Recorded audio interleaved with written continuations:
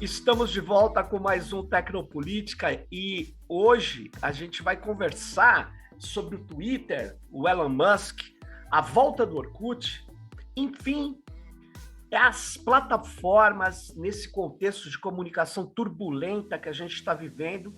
E eu estou aqui com um grande amigo aí, o Bruno Torturra, jornalista, foi um dos criadores do Mídia Ninja, criou o Estúdio Fluxo, e desde o começo é o editor do programa Greg News, com o Gregório do Vivier, na HBO Brasil. Pô, obrigado aí, Bruno, por você estar aqui com a gente. Só que agradeço, Sérgio.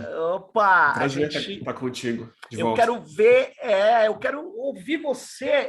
Antes, eu queria fazer uma coisa aqui. Eu queria ler um trecho bem curtinho de uma carta que o Orkut deixou aí na internet. O Orkut é aquele... Eu não sei se eu chamo... Como que eu chamo ele, né? Mas ele é um turco que criou a rede Orkut, que muita gente nova que está nos ouvindo talvez nunca tenha frequentado, nem conhecido, né? Mas ela foi forte no Brasil, foi forte na Índia, no Irã, e ela teve um fim assim abrupto, né? Que acho que foi em 2012, quando o Facebook começou a entrar forte no Brasil, porque antes o Facebook era fraco, né? Quem era forte era o Orkut. E vamos ao trechinho, eu vou ler aqui assim, ó. O Orkut escreveu o seguinte: nossas ferramentas online devem nos servir, não nos dividir. Eles devem, ou elas devem, proteger nossos dados, não vendê-los. Elas devem nos dar esperança, não medo e ansiedade. A melhor rede social é aquela que enriquece a sua vida, mas não a manipula. Olha que curioso. Ele está dizendo assim: me aguarde que eu vou voltar. Então, eu achei, tudo bem, é meio messiânico assim, mas eu achei... Ele está entre nós, o Orkut voltará. Mas, e aí, o que você acha? A segunda vinda de Orkut. O que você acha disso, Bruno? Bom, acho que as palavras dele são irretocáveis, né? A questão toda é como.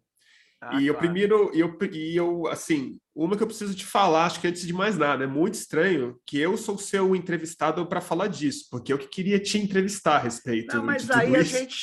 A gente conversa. Mas só para dar um aviso para os nossos espectadores, ouvintes e espectadores, sim, que a primeira pessoa que me educou a respeito de software livre, da importância de se pensar de maneira estruturante na forma como a comunicação se dá foi Sérgio Amadeu, numa conversa que a gente teve no Bar Filial, quando você ainda trabalhava no governo federal, e eu na revista Trip. Então, era uma matéria sobre software livre, tentando explicar como o Brasil era a vanguarda naquele momento, antes, inclusive, do próprio Orkut aparecer. A gente estava no comecinho das redes sociais ali, era MySpace, era aqueles ensaios de rede social. Que também sumiu, né, Bruno? MySpace sumiu. Eu nunca mais vi. MySpace sumiu. Eu acho que não apagaram, tinha aquele tom do MySpace e tal, acho que tá lá, sim, mas estranhamente, né? E acho que precisa ser feita uma história, uma antropologia, uma história social, melhor falando, o que aconteceu nesses últimos 15 anos tão importantes para a comunicação do mundo inteiro, com implicações políticas, demográficas, sociais, econômicas, jornalísticas. E a gente ainda não tem uma clareza muito forte do que aconteceu, porque o jornalismo ele não sabe cobrir esse tipo de coisa, justamente porque ele também fica na superfície da comunicação. E o que eu acho que o Orkut está falando, que para mim é a coisa mais importante de todas, é que o que a Era da Informação inaugurou é justamente que a informação ela se dá numa camada mais profunda do que ela se dava antes. Porque havia uma taxonomia muito clara no jornalismo analógico, na comunicação analógica e tudo mais. A gente sabia quem eram os mediadores, a gente sabia quais eram as frequências, quem falava e quem não falava. E o jornalista sempre se considerou o profissional da informação. Ele era o cara que entendia do assunto. Era um curso superior, né? Você estudava aquilo e você se comunicava com as pessoas. E, subitamente, sem ele perceber, ele ficou no mesmo patamar que todos os outros perfis. Ele foi para a superfície e quem determinou o que é meio, o que é mediação, qual é a taxonomia da informação, foram pessoas que a gente não conhece, alfabetizados em uma linguagem que ninguém fala, que é o código, que são as propriedades intelectuais ou não. E essa conversa, cara, para mim, ela é a mais importante, inclusive para falar de liberdade de expressão. Porque enquanto a gente ficar debatendo liberdade de expressão nessa camada da superfície, da opinião, a gente vai ficar atrás do próprio rabo o tempo inteiro. Aí o monarca vira o herói da liberdade de expressão. Porque... Que loucura, né, cara? Porque se a gente não tem liberdade de reprogramar as bases da nossa comunicação, a gente vai ser só macaco de auditório do Elon Musk mesmo. Então, eu acho que o Orkut tem um grande ponto aí. E se ele está de volta pensando nesses termos mais humanos, mas ao mesmo tempo, aí algo que não está no texto dele, mas um pouco mais livres, marxistas, anarquistas, sim, não visando lucro, que eu acho que é um grande ponto aí a gente tem chance de disputar com o Twitter, com o Facebook e outros termos. Porque o modelo de negócio, né, Bruno, se estruturou em torno dos caras entregarem umas interfaces, muitas vezes boas, outras vezes eu acho muito pobres, mas eles entregam, a gente usa aquelas infraestruturas deles a partir dessas interfaces e eles ficam o tempo todo nos monitorando, né, para entender o que a gente gosta, o que não gosta e controlando ou tentando interferir na nossa atenção, né? Então, e aí ele nos coloca em amostras o tempo todo, né? O Facebook é isso, as redes sociais todas, e vendem essas amostras. Então, quem opera isso é uma coisa opaca, que são os sistemas algorítmicos.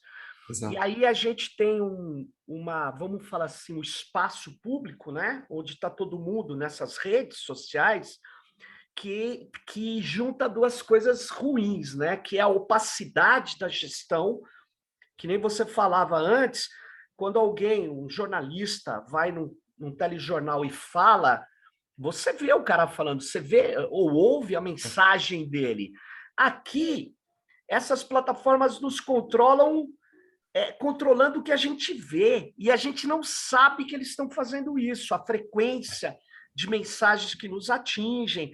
Então, uma organização opaca, que é esse sistema algorítmico, mas que é aberta ao poder econômico descomunal. A gente não sabe quanto os caras estão gastando para nos atingir, porque isso não é transparente. Então, eu acho isso uma combinação que virou perigosa demais para a democracia, porque é a opacidade com o poder descomunal do dinheiro, sabe? Fica um negócio... E exato. De certa maneira, não sei como que ele vai fazer isso, como que ele vai manter uma rede que possa as pessoas participar ou retomar, não pagando nada, sem vender o dado das pessoas. Está aí um negócio interessante, um novo modelo. Isso é o maior desafiador, né? Mas, assim, eu acho que esse modelo é perfeitamente possível se ele não visar tanto lucro. Que o problema não é nem só que ele tem que ser lucrativo, que já é questionável. Sim. Você pode falar que deveria ser público, social, sim, beneficente, deficitário, que você tem que assinar para fazer parte. Isso aí eu não vou nem me arriscar em dizer qual modelo de negócio, porque eu não consigo nem fazer o meu site, que sou só eu, ser sustentável, com mais uma rede social. Mas o louco é que o objetivo desses caras não é manter uma rede social lucrativa, é ser o homem mais rico do mundo. Eles estão numa disputa, cara, eles estão numa disputa egóica, masculina, de gente narcisista mesmo, que a gente perde de dimensão, mas esses caras ficam magoados se eles são o segundo mais rico, o terceiro mais rico, ficam tentando passar um ou outro. É uma disputa de quem tem o maior saldo ali, entendeu? E aí isso não faz o menor sentido, porque se uma rede social precisa virar tipo rede social, mas o controle é controle do código lato sensu, né? Aí inclui Google, inclui YouTube, inclui Twitter e tudo mais. Se essa disputa é para ser as maiores empresas do mundo, aí realmente a gente está numa distorção completa. Cara, E a gente o tamanho da nossa falta de autonomia democrática num lugar desse. então, deixa eu te falar, foi bom você ter falado isso, porque desde o começo, a minha percepção, quando o Elon Musk, faz essa oferta agressiva e tenta comprar todas as ações, fechar o capital, né, do Twitter, eu achei que primeiro tinha a ver com essa coisa que você chamou de egóica, que ele quer ser o mais, o total, mas e tinha uma outra coisa que eu acho que está acontecendo. Ele percebeu, Bruno, mas isso é uma hipótese, tá? Eu estou colocando uma hipótese. Ele percebeu que para enfrentar o Jeff Bezos, que é da Amazon, a Microsoft, o Google, que é o grupo Alphabet, a Apple, ele precisa ser um conglomerado. Você vê que ele estava meio ilhado ali. E eu acho que ele fez essa oferta no Twitter, não é só porque ele fala que quer defender, ele é um absolutista da liberdade de expressão. Eu acho que ele está mais nessa linha que você falou. Eu quero ser o conglomerado mais poderoso do planeta. Com certeza. E aí ele foi para cima do Twitter, que eu acho que é quem ele conseguiria comprar. Ele não consegue comprar o Facebook, ele não consegue comprar empresas do grupo Google, ele não consegue comprar empresas do grupo Amazon. Claro. E ele foi para cima e eu acho que ele vai para cima de outras empresas. Talvez não com a mesma voracidade, talvez não para fechar o capital, mas ali o fechamento do capital, no meu modo de ver, é extremamente negativo. Claro que é. Muito negativo. Porque e é estranho, né? Porque a gente estava falando justamente tipo de antes tinha o controle acionário de meia dúzia de outros bilionários e tal, mas ainda assim ainda havia alguma permeabilidade, ainda havia alguma manobra, né? A gente está lamentando que um mega bilionário solidificou. E aí eu concordo com o Elon Musk em metade do argumento dele. Ele fala que ele é um absolutista da liberdade de expressão. Eu acho que ele está meio certo, porque ele é um absolutista, mas não da liberdade de expressão. E é muito interessante que ele usou esse termo mesmo, porque eu acho que tem tudo a ver com o que você disse. Eu acho que ele está querendo disputar com esses hipermagnatas para ver quem é que ganha. Mas eu acho que é uma corrida ainda mais perigosa do que simplesmente uma disputa de egos entre eles. Porque se você olhar Jeff Bezos principalmente, mas o Elon Musk tem essa característica, o Zuckerberg tem essa característica, e a sociedade os autorizou a serem essas pessoas, eles não se veem como magnatas, nem como empresários. Eles se veem como visionários que estão dando a forma do futuro humano. Então, se você for olhar o Jeff Bezos, o que ele está querendo? Ele está querendo disputar a visão espacial humana.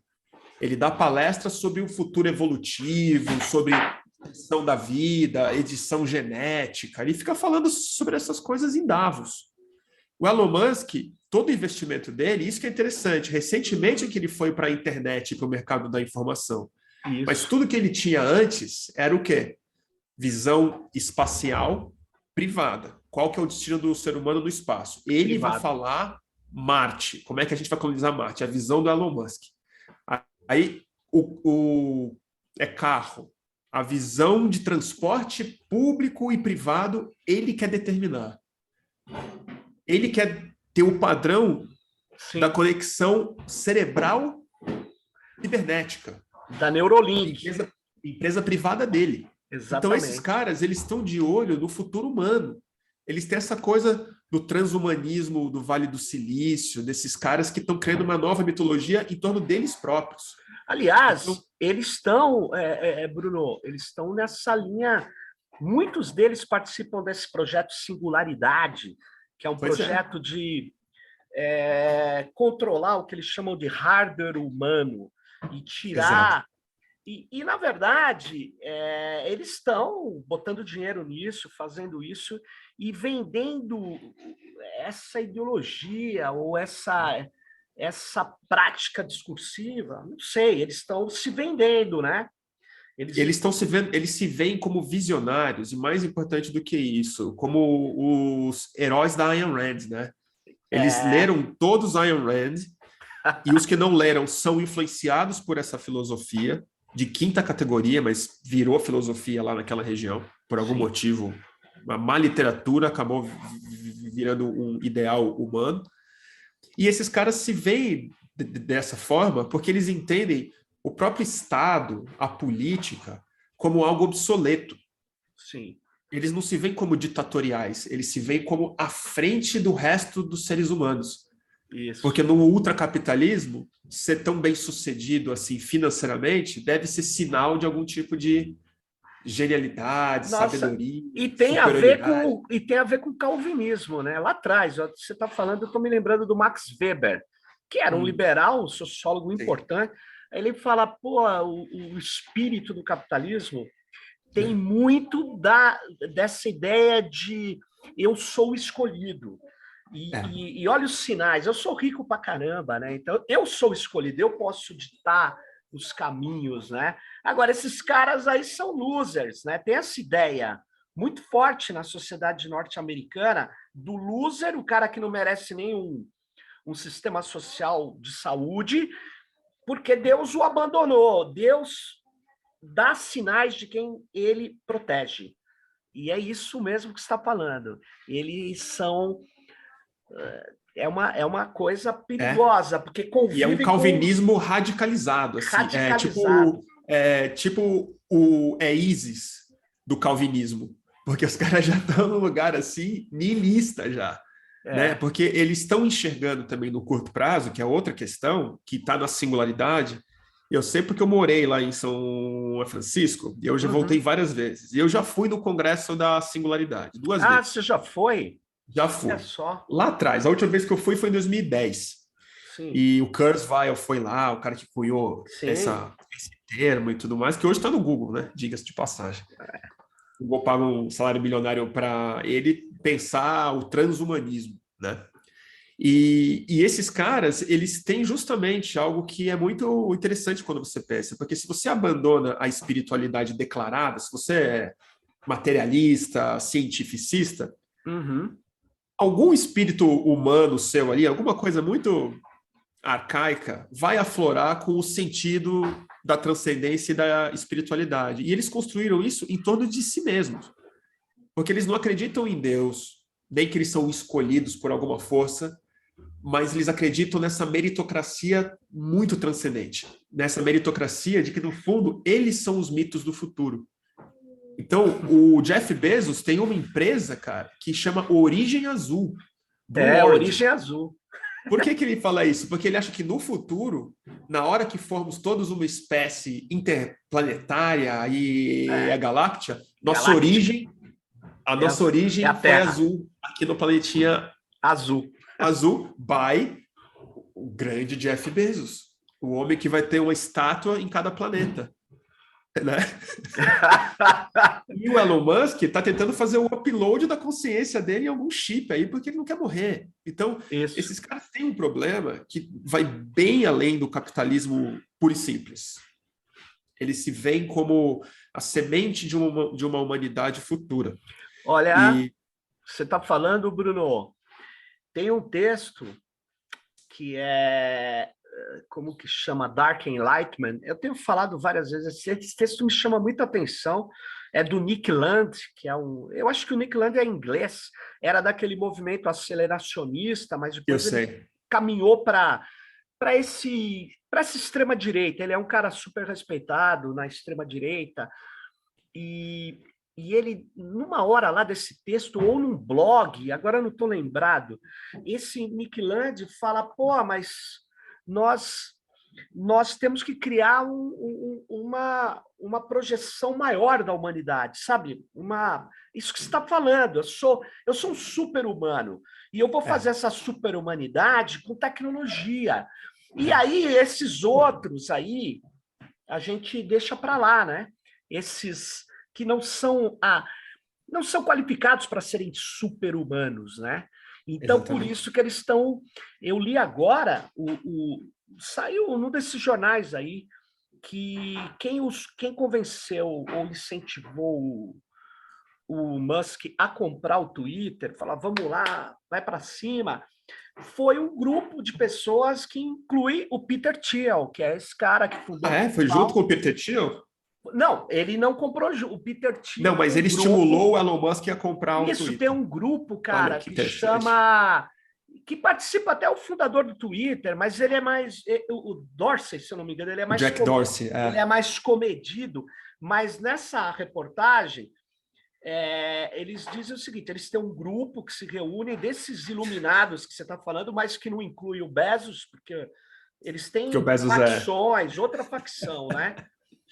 E aí, o Peter Thiel, que já foi, eu acho que parceiro do Elon Musk lá atrás, não tenho certeza. O Peter Thiel, ele foi um dos fundadores, foi um dos investidores do Facebook também, um dos investidores iniciais do Facebook. Foi um dos primeiros. Ele acreditou e deve ter participação até hoje. E ele é trampista hoje, né? Ele é trampista.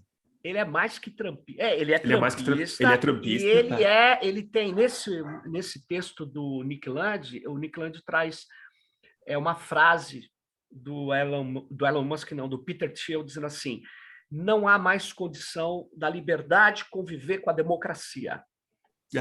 E ele diz que a liberdade está sendo tolhida por um Estado, e aí o Estado se agiganta, e ele caminha para o marxismo lá e tal, e eles querem romper.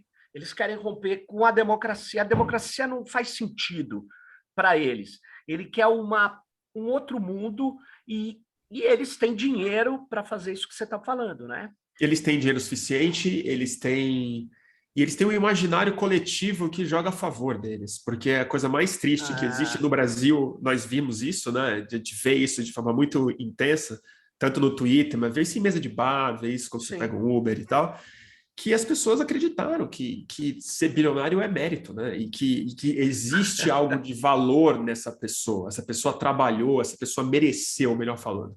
Existe um merecimento. Então, eles estão muito bem posicionados para fazer esse jogo daí. E essa conversa é a mais importante. E, para mim, é exatamente onde volta para o software livre, quando você começou a fazer a minha cabeça em relação a isso. Que, assim, eu concordo um pouco com o Peter Thiel do outro lado. Mas eu também acho que a democracia e a liberdade estão ficando incompatíveis. Esse modelo de democracia que está um pouco caduco mesmo, né? Que precisa ser profundamente distribuído, reavaliado, e ela tem que se aprofundar. A democracia ela não pode ser mais um evento de calendário. Ela precisa distribuir poder, que é o que o sentido da democracia é. Distribuir poder. E o que a internet nos prometia, a gente que é de uma geração que viu ela nascer com alguma idade, então eu ainda eu tinha 18 anos quando eu entrei na internet pela primeira vez. Eu tenho esse questionável privilégio, assim, de olhar e falar, uau, eu já tinha a cabeça feita, eu já estava na faculdade, enfim, eu já sabia quem eu era de muitas formas quando entrei na internet pela primeira vez, e a minha primeira rede social já estava trabalhando. Então a gente é uma geração de controle, né? Nós vimos a transição e vivemos ela de maneira muito intensa. Mas aquela promessa, hoje ela soa ingênua para a gente mais jovem. Eu conto para os meus amigos de 30 e poucos anos, o pessoal fala assim, Bruno, mas aí você está falando de... Entendeu? Aí eu fico suando hippie. Na verdade, a promessa da internet era justamente a possibilidade, agora muito mais facilitada, porque ela não é mais infraestrutural no sentido físico, ela não depende tanto de dinheiro, de gráficas, de antenas de rádio, nem de partidos políticos e tal, para distribuir poder. Para que a gente possa se organizar e criar novas formas de existir no mundo, e é politicamente inclusive, ou principalmente politicamente, através do terreno principal da construção da política, que é a comunicação e a troca humana.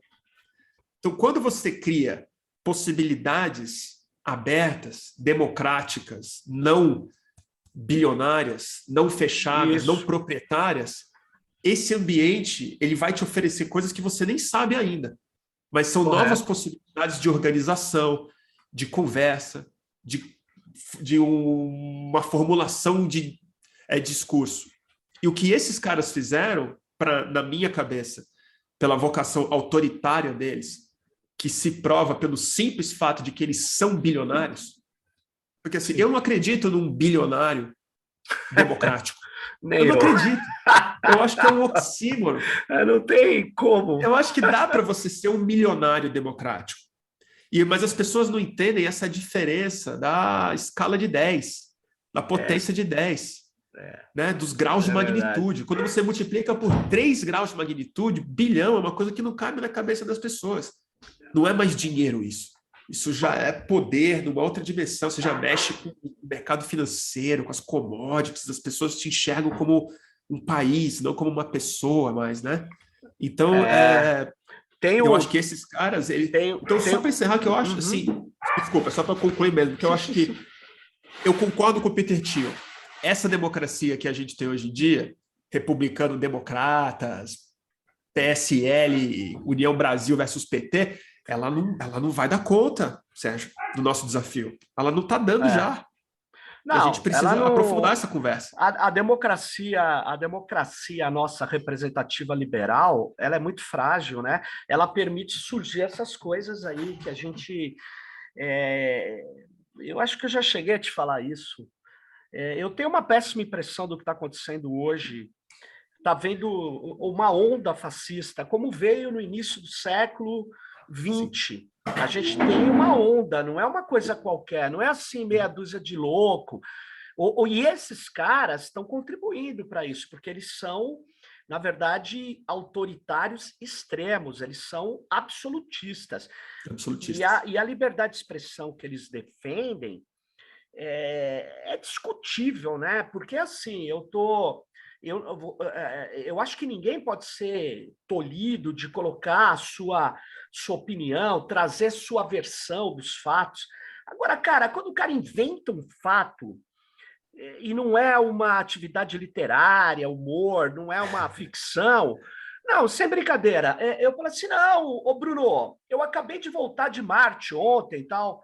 Você fala, pô, mas como assim, Sérgio? Aí eu insisto, aí eu digo que o rumo da história tem que ser outro, porque sempre vem com uma prescrição essas coisas, claro, né?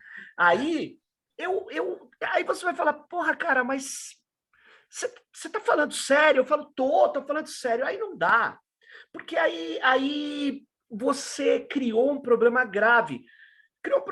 É uma sociedade esquizofrênica, né? É uma democracia esquizofrênica, no sentido ruim, total. Não é de criação, de legal. É uma coisa assim. Eu quero fazer valer minhas ideias, sejam elas quais forem, né? E aí eu quero impor isso. Então, essa liberdade de impor, eu não acho que seja liberdade de expressão. Essa liberdade essa violência, por exemplo, eu andei vendo como os bolsonaristas atacam as mulheres, né? Assim, perseguem e tal. Que, para mim, o termo eu mando catar coquinho, né? Mas é uma agressividade que eu começo a ler, pô, você fica assustado. Ameaça, um negócio... É violento. Você acha que isso dá até sofrimento na pessoa? Você acha que isso pode ser... a gente não deve tolerar. A minha opinião é que tem um certo limite. E ele diz que não, né? Esses caras dizem que não, que isso aí... aí voltando ao médico, isso é coisa de fracos. Ué, a democracia dele só tem os fortes, não tem os fracos, não tem os médios, não tem diversidade. É uma coisa perigosa. Se você for olhar, você falou um ponto bom. Você usou o exemplo mais extremo, que são os Minions, né, que são violentos com as mulheres e tal, mas se você reparar, nesse clube todo não tem uma mulher, né? Você já reparou? Pois não tem a dona do... tipo, é um monte de homem de um tipo muito específico. Nossa, não tinha reparado. Você está falando assim, dos mega bilionários? Não tem uma mega bilionária. Cara, não tem. Não existe. Não existe uma mulher mega bilionária ali na briga deles, ali disputando. Não, acho que liberdade de expressão é isso aqui, ó. Não tem, cara. Tem umas que são coadjuvantes, que cumprem um papel, né? Que são assessoras de imprensa, uma senadora aqui, QAnon.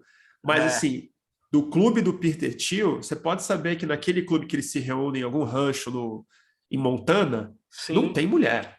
Entendeu? Olha só, é um monte de homem com charuto, single malt ali, discutindo e provavelmente já usando psicodélico já, entendeu? Eles estão nessa. Eles estão Que nessa. loucura, hein, cara? É mesmo, né? Eu não tinha reparado nisso. É Eu muito olho aquela patriarcal. lista, é patriarcal. É muito patriarcal. Olha, cara, é o poder patriarcal sem limites, né? Sem limite. E se você for olhar, ele é um retrocesso muito grande no próprio caminho histórico, econômico, evolutivo. Que assim, ele é profundamente antiliberal. A gente que não é muito fã do neoliberalismo, É antiliberal. mas ele é antiliberal e eu vou te falar, na origem do liberalismo, eu sei que tem mil problemas, eu não vou nem entrar nessa questão, mas havia um sentido, ouso falar, de esquerda no liberalismo original, porque ele falava sobre distribuição de poder econômico. Era sobre tirar dos feudos, dos reis, dos imperadores, e criar uma burguesia, distribuir o poder econômico, porque antes eram os monopólios feudais, profundamente patriarcais, baseados em títulos, e nessa ideia transcendente de que eles mereciam estar naquela posição por algum mérito que ninguém conseguia compreender, por alguma coisa que veio de antes, assim, que ele está naquele castelo porque ele merece, né? Não é possível que o mundo seja tão injusto assim. E aí vem uma filosofia que tenta distribuir melhor esse poder econômico, com todos os problemas, depois a ideia de esquerda aparece, o socialismo, comunismo, e chegamos nesse ponto daqui. Os caras estão retomando o feudalismo no ciberespaço, e entrando na economia real agora, e entrando nas nossas vidas reais. Bruno, duas coisas para não esquecer. Eu sempre não gostei disso, eu não gostava desse termo, ditador benevolente. É muito comum em comunidades tecnológicas. Esse cara é um ditador benevolente, que vai lá atrás daquela ideia antiga dos caras, né? O déspota esclarecido, né? Do déspota esclarecido, cara. E tem uma comunidade, até no software livre, tinha os... não, esse cara tem alguns modos de organizar a construção do software, o desenvolvimento, que é do tal do ditador, né? Benevolente. Eu falava, eu não gosto disso aí. Eu não gosto. Eu nunca gostei, sempre achei... E esses caras, eles criam esses jargões, e um deles é que o movimento, eles assumem como um movimento neo-reacionário, de voltar a uma estrutura cameral, como era lá atrás, antes do iluminismo, por isso que se chama Dark Enlightenment. Eles são contra. E não é de, assim, ele usou um nome, uma marca fantasia, não, eles são contra. Então, não é só que você está fazendo uma suposição, tem gente pensando isso. Tem gente pensando. Estranhamente, soa conspiratório, mas é real. Não, escrevendo, só tá na internet, escrevendo. É só da Google, E aí é muito louco isso, porque você estava falando, é uma guinada, um retrocesso. É um retrocesso porque eles têm muito dinheiro. Porque, por outro lado, tem um outro movimento que se expandiu de diversidade, de reconhecer o valor, né, da democracia mais radical, de reconhecer os limites da própria democracia, que nem a gente está falando aqui, você estava trazendo esse problema, e reconhecer que tem coisas do liberalismo que são avançadas, que nós não podemos abrir mão. Tem coisa que não, tem coisa que o liberalismo, de certa maneira, por isso que eu gosto, até vou aproveitar para falar aqui de novo, eu não vejo o neoliberalismo como algo compatível com o liberalismo. É outra coisa. O neoliberalismo, ele quer transformar todo mundo numa empresa, e ele cultua, o seu valor máximo é a competição, a concorrência, é vencer o outro. Então, o valor máximo do liberal era o indivíduo e as regras de mercado, que se autoequilibra. Você pode achar bobo, mas está lá. Agora não. O neoliberal não tem ilusão no mercado autoequilíbrio. Ele usa o poder econômico para fazer de novo os grandes monopólios. Exato. E para que não haja mais concorrência. Olha que loucura. É a liberação do macho alfa na sua última consequência. Mas eu acho que é isso mesmo, verdade. Cara. Mas eu acho que é isso mesmo. Assim, eles não estão de brincadeira. E tem a ver com essa insegurança do macho, com a origem muito individual dos caras, e há um testamento, assim, é é um testemunho, melhor falando, do quão falido o neoliberalismo é moralmente falando. Porque, assim, um sistema político e econômico que autoriza que as pessoas mais recompensadas no mundo sejam as mais narcisistas e autoritárias, ele tem alguma coisa problemática em si. Que esses caras possam ter esse poder e essa autorização de acumular tanto dinheiro a ponto de se tornar, na força financeira, dando um prêmio em cima de cada ação, muito mais do que ela vale, só para ter o capricho de dominar uma das redes sociais mais influentes do mundo, um novo paradigma de comunicação que tinha que ser democratizado. A nossa discussão do Twitter tinha que ser assim, eu quero ter autonomia na minha página, eu quero poder indexar ela como eu quiser, mudar a fonte, mudar de cor, criar recursos, abrir o código disso, entendendo que já é algo de importância pública tão crucial que o público precisa dominar aquilo ali, entendeu? De alguma forma. E a gente está no caminho completamente reverso completamente oposto. Completamente reverso disso. E ele isso que é muito estranho. Ele está dizendo que é pela liberdade. Isso que também me choca. Pois é. E é isso que isso me entristece muito, porque é uma conversa que a gente não consegue ter em público, porque, novamente, a gente soa ingênuo, soa fora da casinha. Mas o que, para mim, foi um grande choque mesmo, com raras exceções muito positivas de colunistas que escreveram sobre isso de maneira clara e articulada, mas a conversa pública agora é um show de auditório, assim, é o que ele vai fazer com o Twitter, quem que ele magoou, vai fazer isso ou não vai, mas a gente não discute o âmago da questão. A gente não discute o que está acontecendo de verdade. Qual que é a questão? Porque a gente está tão enfiado no neoliberalismo, que, novamente, não é um sistema econômico, é um sistema também psicológico. Claro. Ele é absolutista em si, né? Que a gente abandonou a ideia de commons. Abandonou. Que ainda estava embutida no neoliberalismo, que ainda estava embutida no liberalismo original. Ainda havia essa ideia. Sim. E tem um economista, que eu acho que é um cara que tem que ser recuperado, um economista americano do século XX, o Galbraith. Eu nunca sei falar o nome dele. John Kenneth Galbraith. Galbraith, eu nunca sei falar o nome dele. Galbraith, pode ser, eu também não... Ele é um cara muito interessante que é pouco discutido hoje em dia. A gente ainda fica preso em Keynes, Marx, escola austríaca e tal, Milton Friedman, mas ele é um cara que tem textos filosóficos sobre economia muito interessantes. Tem um livro dele que chama Sociedade Afluente.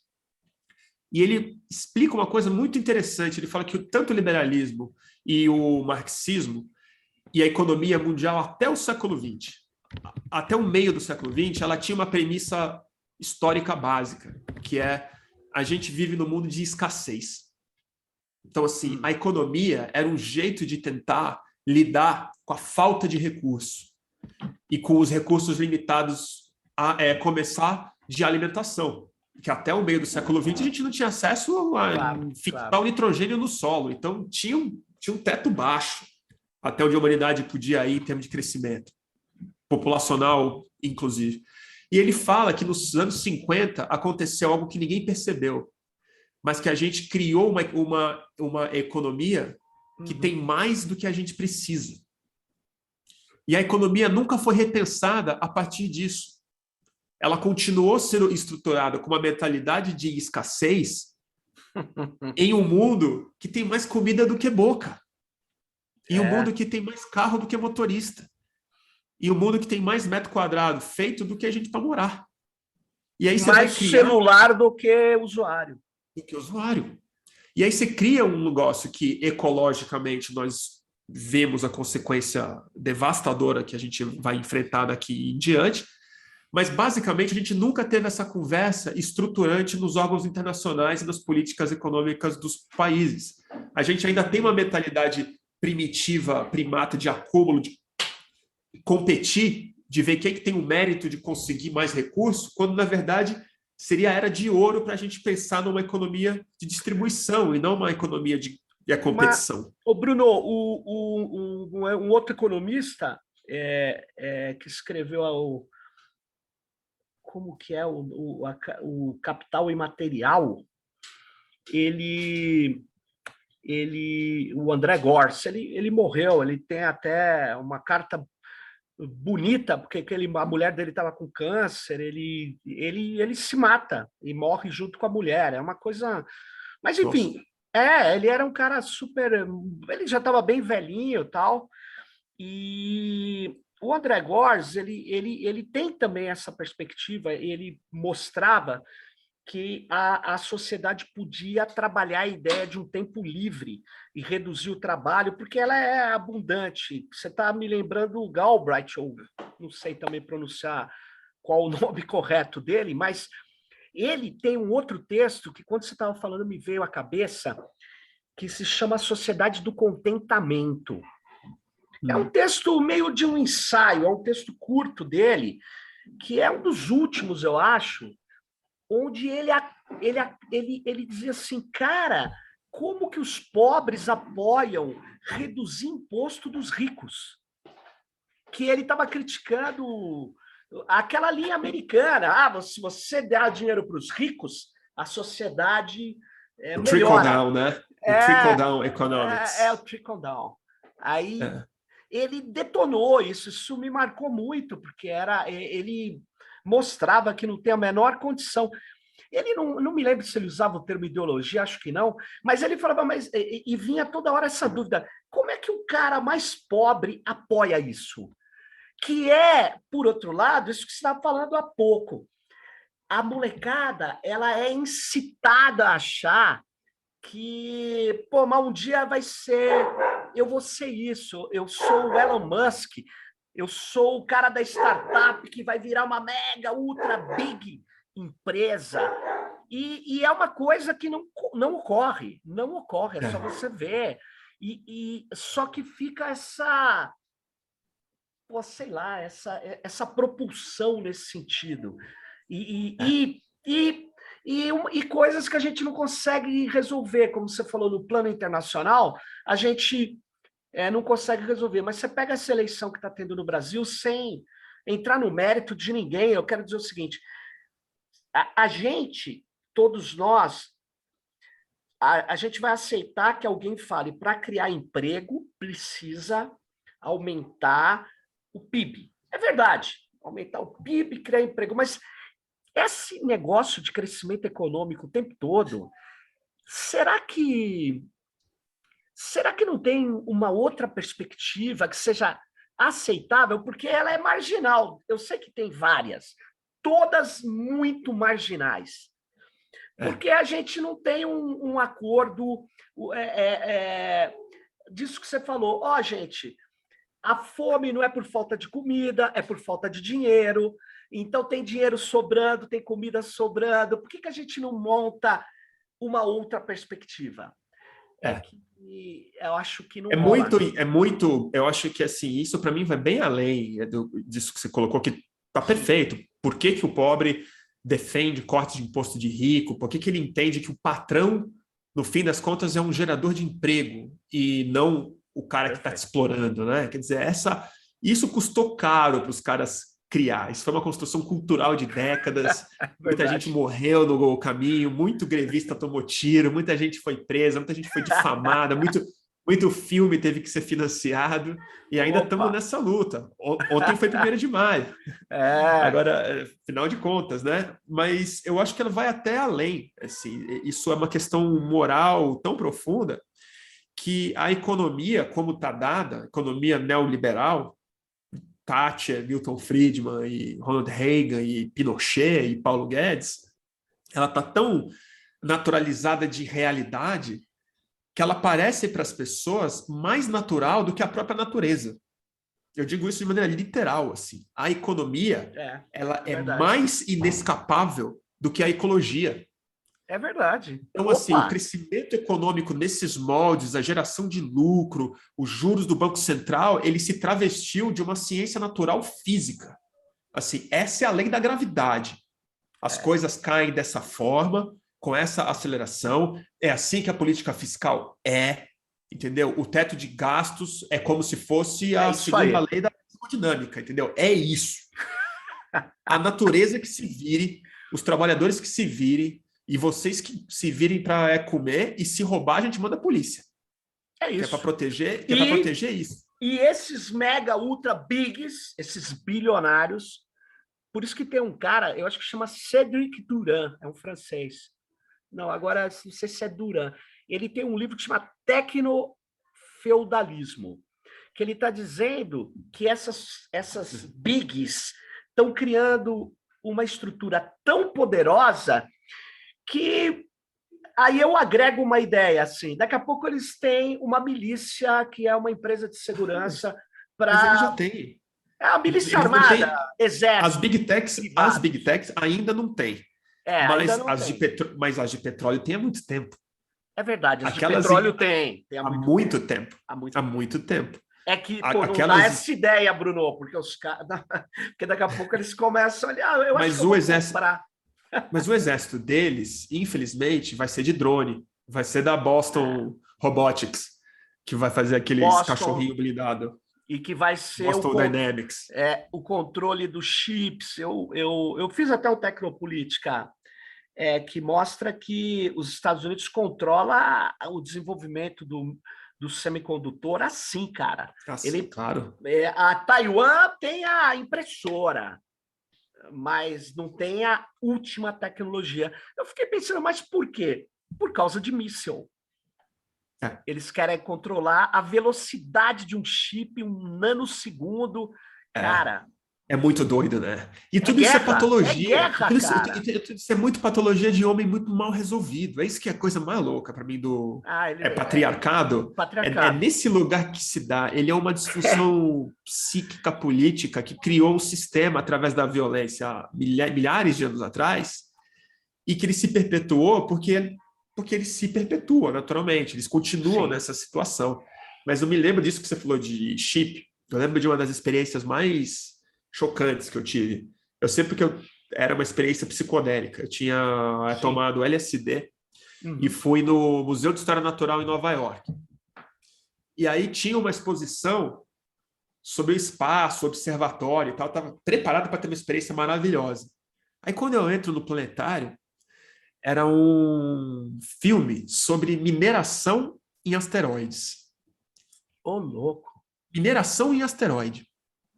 Aí quando eu entro no cinema e liga o projetor, era patrocinado pela Lockheed Martin. E aí era basicamente, não sabia até então, eles e o David Koch, o falecido David Koch, eram os dois maiores patrocinadores do Museu de História Natural. Olha Ironicamente, a Lockheed Martin patrocinava o setor aeroespacial do Museu de História Natural, que estava convencendo as crianças, os adultos, as pessoas tomando LSD no museu, que o caminho agora é a exploração de minerais raros no cinturão de asteroide que está depois de Marte. Por quê? Porque na Terra não tem o suficiente dos metais que eles precisam para fazer os próximos chips. Olha só. Então, o desenvolvimento de chips realmente fortes para inteligência artificial, para computação quântica, precisa de um nível de liga, de densidade, que para a escala que eles estão esperando, na Terra não tem suficiente. Só que a Lockheed Martin, para quem não sabe, é talvez a maior empresa do complexo militar industrial. De míssil, pô, de avião de guerra. E é uma coisa que ninguém sabe, porque nos Estados Unidos, a fabricação de armas nucleares é através de uma empresa privada. Nominalmente, a Lockheed Martin. Eles fabricam mísseis nucleares. Então, esses metais que eles estão indo pegar lá com o robô é para fazer chip, é para fazer coisa de inteligência artificial, de mapeamento de rede, de tudo isso. Então, esses caras estão falando sério. Eles inventaram as armas atômicas, então eles vão inventar as próximas também. E essa turma aí, tudo bilionário. Então, eu tenho acompanhado uma discussão, não vem ao caso aqui, mas é só para te falar, da robótica letal, né? Que é onde não dá para usar, porque o Senado americano ainda não autorizaria uma rede neural artificial, mas que eles não sabem como explicar a decisão, ela não é explicável. Então, existe a agência ARPA, que montou a ARPANET. E que inventou a internet. Que inventou a internet. E o que eles estão fazendo hoje? Eu fiquei curioso, porque Lá é onde tem o desenvolvimento do projeto XAI, que é Explainable Artificial Intelligence, que eu falei, nossa, eles querem explicar como se funciona isso numa rede muito próxima a uma rede neural, criar um método explicável, mas eu fui ver por quê. Não é porque eles estão interessados que você saiba como se chegou ao resultado. É porque para eles aprovarem uma arma, que aliás não vai ser mais uma arma, né? Vai ser um sujeito. Porque hoje o soldado e a arma são duas figuras diferentes. A arma e o sujeito. Eles estão jogando tudo num único dispositivo. Uma única entidade, Uma única entidade e que vai decidir probabilisticamente, porque a inteligência artificial que estão usando é conexionista, é baseada em dados, ele vai extrair um padrão e vai falar, olha, eu tenho 92,4% de chances daquele cara que está ali ser o cara que a gente está procurando, solta o míssil ou não. Tem 92,4% de chance. E aí? Aí o sistema vai, eticamente, porque ele está embarcado no seu EPROM ali, vai estar embarcado as condutas éticas, e ele, segundo os roboticistas, aí, os especialistas em ética robótica, não todos, muitos são contra, né, a robótica letal, mas alguns estão dizendo, não, mas o robô é mais humano que humano, porque ele não tem medo, não tem falha, não tem fome. E aí eu falo, nossa, nós criamos um não humano, mais humano que humano. Que maravilha, cara. É muito... Então, e esses caras, aí volta para Elon Musk da vida e esses caras todos. Sim. É uma tragédia que tem a ver com a falta de politização da tecnologia no sentido democrático, que é todo o seu trabalho. Que é o seguinte, a gente entregou para uma turma Asperger de exatas, para uma turma especialmente complicada no trato social, para umas pessoas sem nenhum traquejo ou nenhum interesse nas ciências humanas e sociais, a recriação do ambiente humano e social. Fica difícil. Eles têm a infraestrutura profunda da comunicação, da política, da construção da guerra, da construção das mídias, da construção das possibilidades econômicas do mundo, e eles estão se fingindo, fazendo agora esse cosplay de filósofo, de visionário em Davos, mas se você for ver, coisas muito básicas, assim, você vê a biografia do Zuckerberg. O Zuckerberg é um cara que não sabia ter amigo, com todo respeito e que monta a maior rede social. Uma rede social do mundo. Então, são pessoas sem traquejo social que estão definindo a sociabilidade de todos nós e as possibilidades nesse lugar. E esses caras, eles não têm nem interesse nem tempo para discutir política. Eles não gostam. Eles são da Ayn Rand, eles acham que isso aí é coisa de corrupto, safado, de gente menor, de manipulador. Eles não, eles sabem o que estão fazendo, eles estão programando o mundo. E essa suposta neutralidade da tecnologia, que a gente foi seduzido nas últimas 2 décadas também, né? O jeito como a mídia fala sobre isso é muito triste, né? Empresários de tecnologia, aí parece que o cara tá vendendo balinha, né? Parece que o cara tá vendendo assim, ou inventou alguma coisa que facilita a nossa vida, né? Isso. Então é sempre assim, a tecnologia melhora a nossa experiência. E eles falam isso, que é a frase que quando o empresário fala, já me sobe a gulag, assim, tipo, tranca ele, que é quando o cara fala assim, nossa empresa está aqui para fazer um mundo melhor. Para fazer o mundo, todos eles. Make the world a better place. Make the world a better place. Não tem nenhum desses bilionários distópicos que na cabeça dele não tem essa utopia visionária. Eu sonho com um antigo magnata do silício que fala assim, o meu negócio é ganhar dinheiro. Eu estou aqui para... O cara que fala a verdade. Eu quero ficar rico, eu quero acabar com a minha concorrência, entendeu?